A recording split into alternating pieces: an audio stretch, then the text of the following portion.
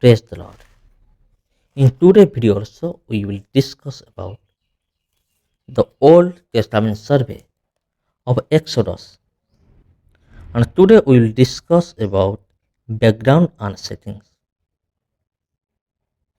18th Dynasty Egypt, the setting for Israel's dramatic departure was not a politically or economically weak and obscure period of Egyptian history. Thutmose III, for example, the pharaoh of the opposition, has been called the Napoleon of ancient Egypt, the sovereign who expanded the boundaries of Egyptian influence far beyond natural borders. This was the dynasty which over a century before, under the leadership of I, Amos I, has expected the Hyksos, Hyksos kings from the country and redirected the country's economic, military, and diplomatic growth. At the time of the Exodus, Egypt was strong, not weak. Moses, born in 1525 BC, 8 years old in 1445 BC, became educated in all the learning of the Egyptian. Acts chapter 7:22. While growing up in the courts of Pharaoh, Thutmose I and II, and Queen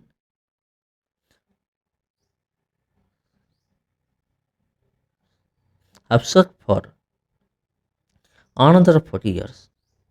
Acts chapter 7:30. And returned at God's direction to be Israel's leader early in the reign of Amenhotep II, the pharaoh of the Exodus.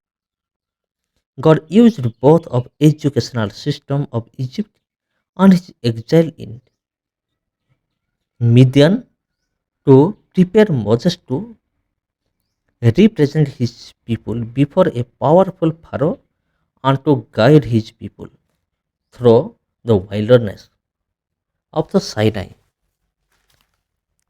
Peninsula during his final 40 years. Acts chapter 7:36.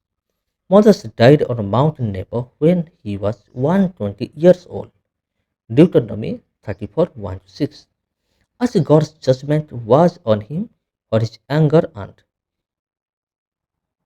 disrespect.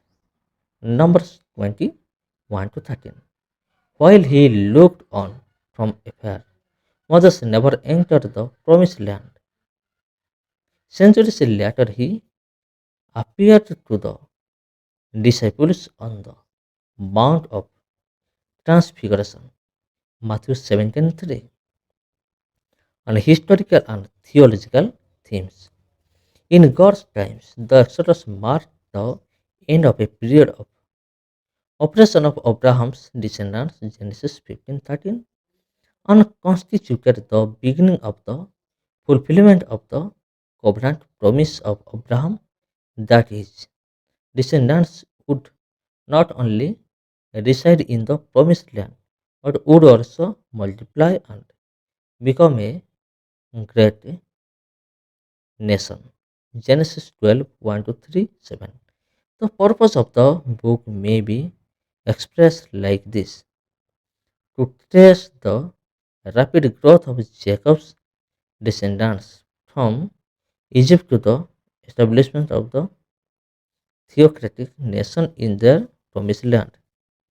At appropriate times on Mount Sinai and in the plains of Moab, God also gave the Israelites that a body of legislation, the law, which they needed for living properly in Israel as the theocratic people of God. By this, they were distinct from all their nations. Deuteronomy chapter 4, 7, 8, Romans chapter 9, 4 and 5. By God's half revelation, the Israelites were instructed in the sovereignty and majesty, the godness and holiness, and the grace and mercy of their Lord, the one had only God of heaven and earth. Especially Exodus 3, 6, 33, 34. The account of the Exodus and the events that followed are also the subject of other major biblical revelation. Psalm 105, 25 to 45, 106, 6 to 27, Acts chapter 7, 17 to 44, 1 Corinthians chapter 1 to 13, Hebrews chapter 9, 1 to 6, 11, 20 through 29. Interpretive challenges. The absence of any Egyptian record of the devastation of Egypt by the 10 plagues and the major defeat of Pharaoh's elite army at the Red Sea should not give rise to speculation on whether the account is historically authentic. Egyptian historiography did not permit records of their pharaohs' embarrassments and ignominious defeats to be published. In recording the conquest under Joshua, Scripture especially notes the three sides which Israel destroyed and burned. Joshua chapter 6, 24, 8, 28, 11, 11 to 13.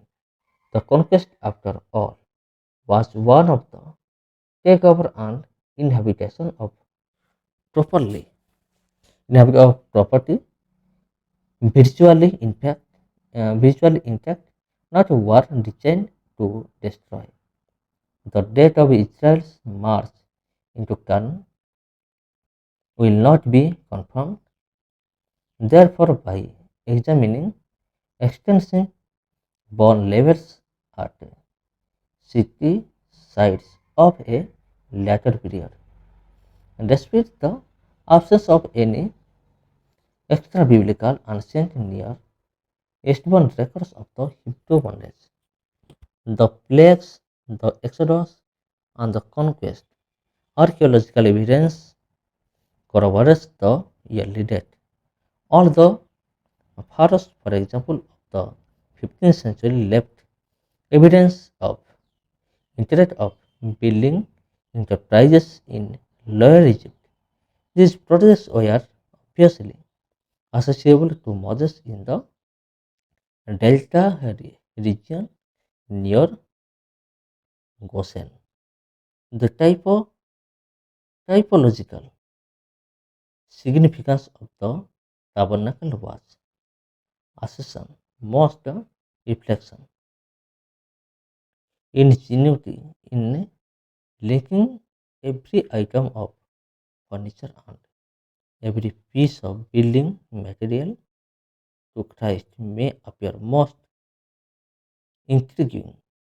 But if New Testament and allusion do not support such linkage and typology, then hermeneutical question must rule. The tabernacle's structure and ornamentation for